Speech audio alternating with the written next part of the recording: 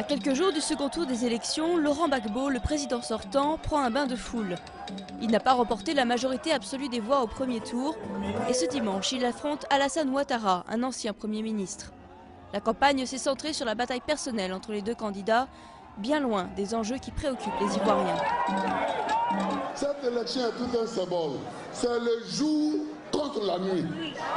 C'est le jour contre la nuit. C'est le bien contre le mal. Il faut que les Ivoiriens tranchent une fois pour toutes. Est-ce que vous voulez les violents ou bien vous voulez les démocrates? C'est la question qui est posée. Alassane Ouattara, un musulman du nord du pays, est accusé par le camp de Gbagbo d'être responsable de l'essentiel des violences politiques, notamment du coup d'État manqué en 2002 qui a laissé le pays divisé entre le nord et le sud. Des rumeurs que Ouattara rejette en bloc. Je ne viendrai pas gouverner la Côte d'Ivoire pour remplacer les églises par les mosquées comme le disent certains. Oui,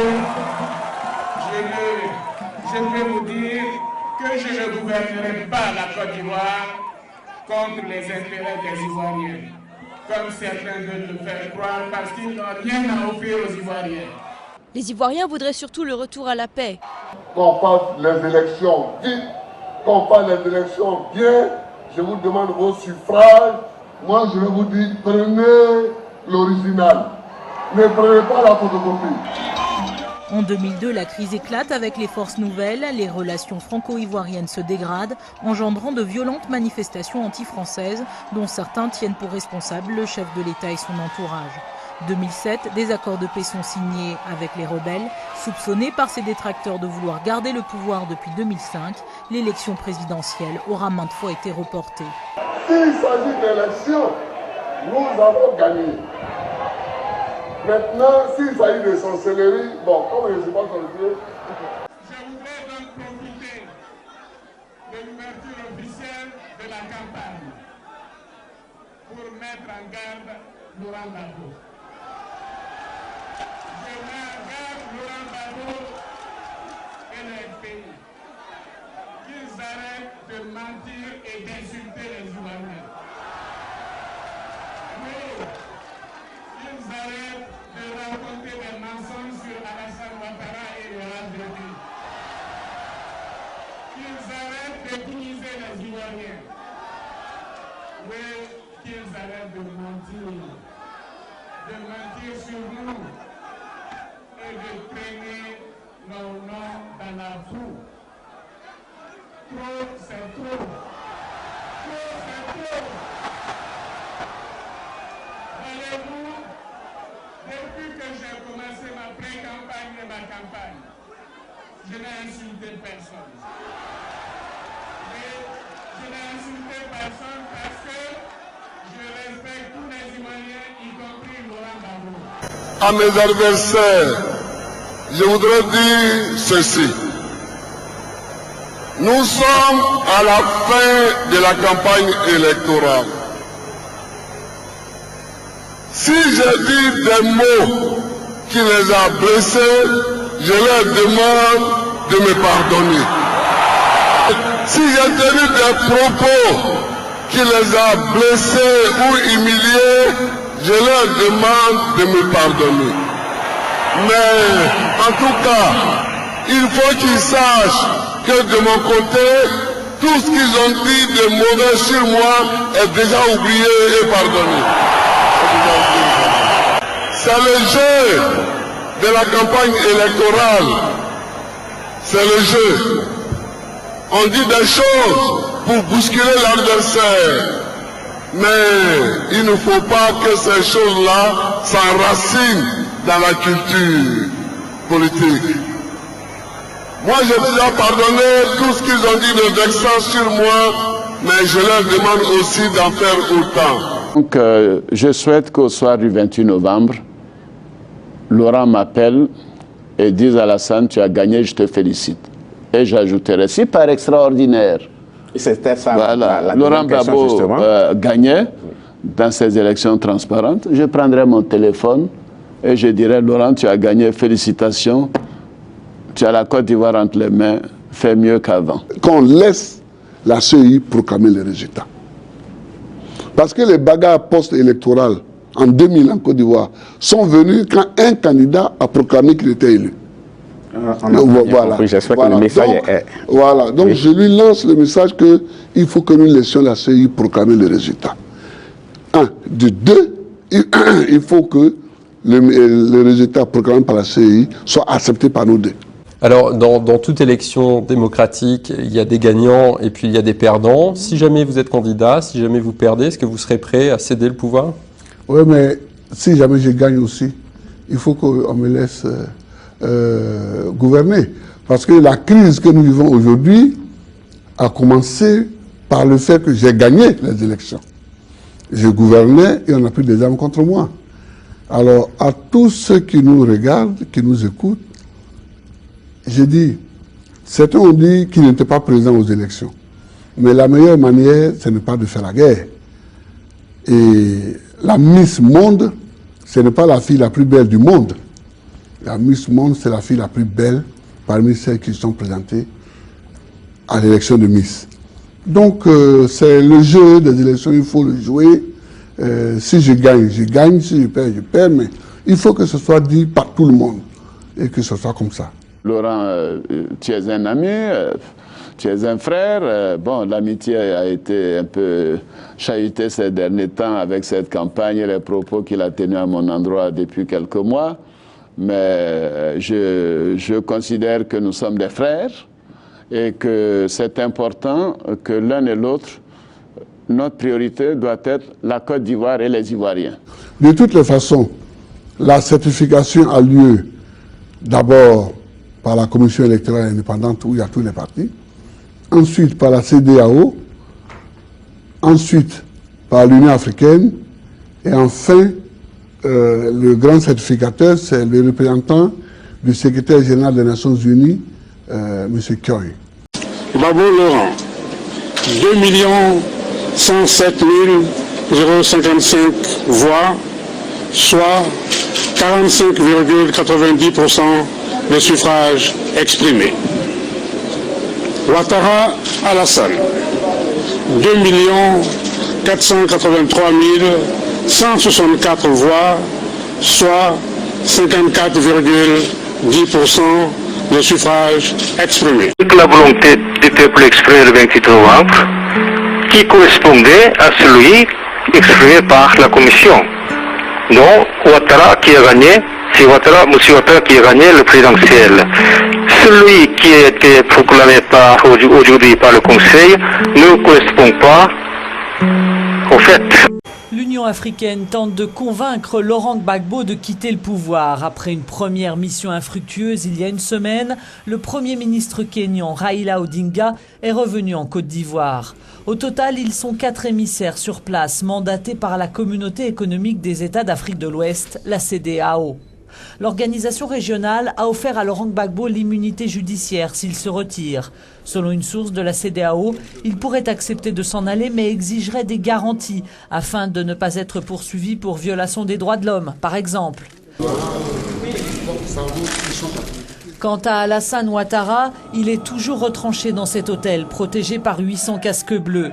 C'est lui qui a été reconnu président légitime par la communauté internationale lors de la présidentielle du 28 novembre.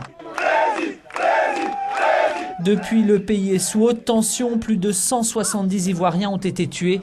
Et dans ce contexte de violence, la CEDEAO assure qu'elle prépare une intervention militaire pour chasser Laurent Gbagbo s'il n'obtempère pas.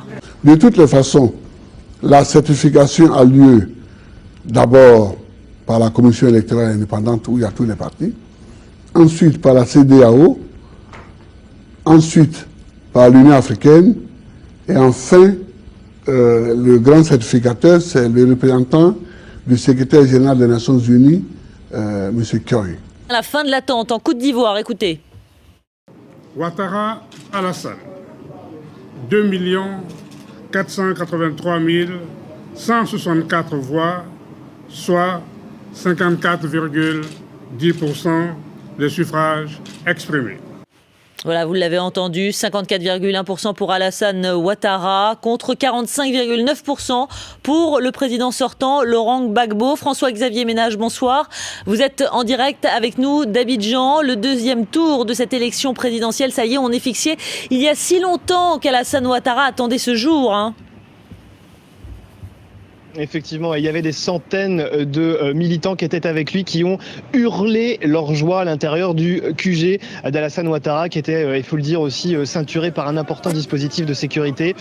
Deux messages à retenir de la part du candidat proclamé président. D'abord, le message de paix, et ensuite, il a lancé un hommage aux victimes des nombreux conflits qui ont émaillé l'histoire récente de la Côte d'Ivoire. Voilà les deux messages du président tels que annoncés par la commission électorale. Alors voilà où on en est pour l'instant, François-Xavier, c'est quand même très tendu, ça sent le bras de fer, hein. C'est un bras de fer qui est en train de se passer parce que le Conseil constitutionnel n'est pas d'accord avec les résultats promulgués par la commission électorale. Le Conseil constitutionnel qui dit qu'il y a eu des invalidités, probablement, en tout cas à qui on a demandé de vérifier s'il y avait eu des invalidités. Et par ailleurs, il faut le savoir aussi, si on regarde le calendrier, on devait avoir le nom du nouveau président au plus tard hier soir à minuit. Or, on le sait, ce résultat est arrivé cet après-midi. Donc, comme on était dans un flou juridique et constitutionnel, eh bien, le Conseil constitutionnel dit que ça n'est pas tout à fait réglo et que donc il faut revoir la procédure avant d'annoncer un résultat définitif. C'est quand même compliqué à suivre, mais avant même que le Conseil ne s'exprime, il y avait déjà un conseil et un appel lancé par Ouattara à son concurrent, le président sortant, Gbagbo. Écoutez. J'en appelle à tous les Ivoiriens, qu'ils aient porté leur suffrage ou non sur ma personne, que c'est tous ensemble que nous devons relever les défis qui nous attendent.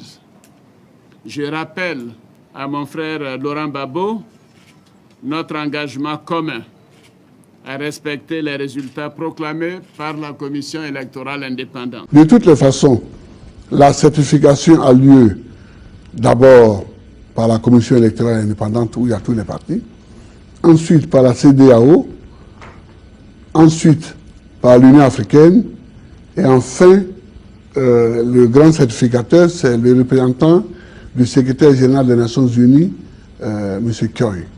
Elle est présentée comme la dernière chance de la Côte d'Ivoire d'éviter une guerre civile. Les trois émissaires de la CEDEAO, la communauté économique des États d'Afrique de l'Ouest, ont entamé leur médiation à la mi-journée à Abidjan. Les présidents béninois Boni Yayi, capverdien Pedro Pires et sierra-léonais Ernest Koroma ont été reçus au palais présidentiel par Laurent Gbagbo. Ce dernier a dit prendre au sérieux les menaces de la CEDEAO de le renverser par la force, mais accuse l'organisation régionale d'être à la solde des Occidentaux. Il exclut toujours de s'effacer devant son rival, Alassane Ouattara, reconnu président par une grande partie de la communauté internationale. Les émissaires de la CEDEAO devaient aussi s'entretenir avec Alassane Ouattara, de même qu'avec le chef de l'ONUCI, la mission de l'ONU en Côte d'Ivoire, dont le mandat a été prolongé jusqu'en juin. C'est la question fondamentale que nous avons posée. La réaffirmation de la reconnaissance de M. Alassane Dramane Ouattara comme président élu, cette annonce-là n'a fait l'objet d'aucune argumentation, d'aucun élément concret qui puisse la fonder. Si tu ne mérites pas un trône et que tu veux t'asseoir dessus forcé, c'est Dieu qui règle ce problème. Parce que le trône est sacré. Toujours. Et c'est Dieu qui appelle celui qui doit s'asseoir dessus. La mission de la CEDEAO qui s'est rendue ici, vous le savez, est venue demander sans concession à M. Gbagbo de céder pacifiquement le pouvoir. Cette mission a demandé au président Alassane de donner des garanties si M. Gbagbo quittait le pouvoir, qu'il n'aurait pas des ennuis. Le président de la République lui a donné donc un délai. Le délai expire aujourd'hui. La Côte d'Ivoire est aujourd'hui en état de guerre civile. Je pèse bien mes mots. Dans un pays, quand il y a 100 morts, 200 morts, 19 000 réfugiés, le pays est en guerre.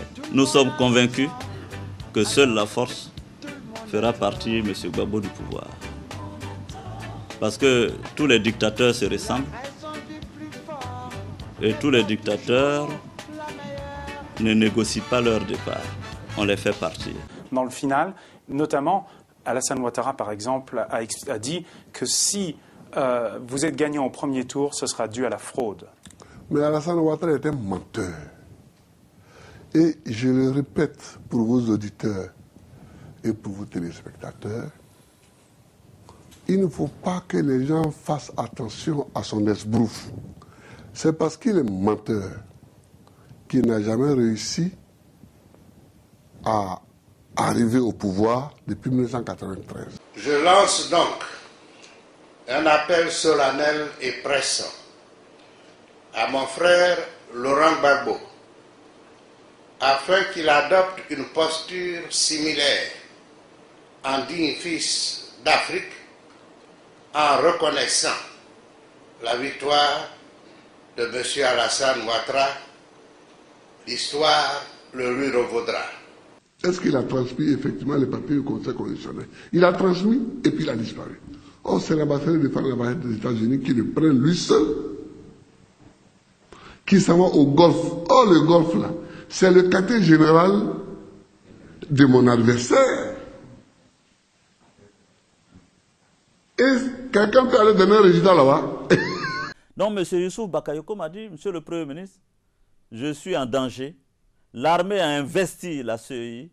Je ne sais plus ce que faire. Voilà comment M. Youssouf Bakayoko, dans l'impossibilité, vu que son intégrité physique était menacée, au siège de la commission électorale indépendante, a dû se résoudre, peut-être même la mort dans l'arme, à proclamer les résultats de l'élection au Golf Hotel. Voilà la vérité que veulent cacher ceux qui s'accrochent au pouvoir. Ces derniers jours, j'ai noté des cas graves d'ingérence. Je souhaite que les uns et les autres se ressaisissent. Je souhaite que les uns et les autres se ressaisissent. Parce que nous n'appelons pas quelqu'un pour venir gérer notre pays. Or, l'organisation et la proclamation des résultats fait partie de la gestion souveraine d'un pays. Personne ne nous a dit que les calculs que nous avons faits et proclamés étaient entachés d'irrégularité. Donc, Gbagbo arrête de tromper les Ivoiriens. Il a perdu l'élection. Il doit se retirer du pouvoir. Et ce qui recuse l'immixtion en fait très forte de l'ONU? Bah, écoutez, c'est de l'ignorance, de la méconnaissance du processus électoral en Côte d'Ivoire. Mais je vais vous la donner. Nous sommes en 2005. Le mandat constitutionnel de Gbagbo arrive à terme. On doit organiser une élection. Le président Mbeki nous invite à Pretoria pour voir comment nous allons organiser les élections. Je vous rappelle que pour organiser les élections, il faut mettre en place une commission électorale indépendante. Donc, le principe de cette commission électorale indépendante, c'est qu'elle ne devrait être composée que des forces politiques signataires de l'accord de Lina Marcoussi. Et les forces signataires de l'accord de Lina Marcoussi, il y avait les partis politiques, mais il y avait les forces nouvelles. M. Gbagbo s'oppose à ce que les forces nouvelles soient dans la commission électorale indépendante au motif que les forces nouvelles ne sont pas un parti politique, mais que c'est la rébellion. Donc, moi je dis que si je ne suis pas dans la commission électorale indépendante, je ne reconnaîtrai pas les résultats parce que je n'aurais pas été associé au processus électoral. M. Thabo Mbeki, qui veut coûte que coûte que j'ai confiance aux résultats des élections, me demande quelle garantie je veux. Je réponds à M. Kofi, à M. Mbeki, que je souhaite que les Nations Unies viennent organiser de bout en bout l'élection en Côte d'Ivoire. M. Mbeki interroge M. Kofi Annan, qui était à l'époque secrétaire général des Nations Unies, qui lui répond que comme la Côte d'Ivoire n'était pas un État en faillite et que la Côte d'Ivoire avait ses institutions qui fonctionnaient, les Nations Unies ne pourront pas organiser l'élection de bout en bout. Mais par contre, le compromis que propose M. Kofi Annan, c'est que les Nations Unies aient une forte implication dans le processus électoral. M. Gbagbo, qui est là, est enchanté. Il donne son accord. Prenez l'accord de Pretoria, c'est écrit là-dedans que les Nations Unies vont s'impliquer fortement dans les élections, au point où on crée un poste spécial appelé aux représentants chargés des élections. M. Gbagbo a signé, moi-même j'ai signé, nous tous nous avons signé. C'est donc à la demande des Ivoiriens que les Nations Unies s'impliquent fortement dans les élections en Côte d'Ivoire. Quand nous signons l'accord politique de Ouagadougou, si M. Gbagbo voulait que les Nations Unies n'aient rien à voir à faire avec les élections en Côte d'Ivoire, quand nous avons signé l'accord politique de Ouagadougou, M. Gbagbo aurait pu dire, bon, supprimons les Nations Unies dans les élections. Mais non. Il a dit, le poste de haut représentant chargé des élections fait redondance avec le représentant spécial du secrétaire général des Nations Unies. Supprimons le poste, mais les prérogatives du poste, confions-les à une et même personne, à la personne du représentant spécial du secrétaire général des Nations Unies. Vous comprenez? Donc la certification, c'est M. Gbagbo lui-même qui l'a voulu. Donc, les Nations Unies ont le mandat de certification. Donc, ils ont certifié l'élection et ils sont dans leur bon droit. Parce que c'est à la demande des parties ivoiriennes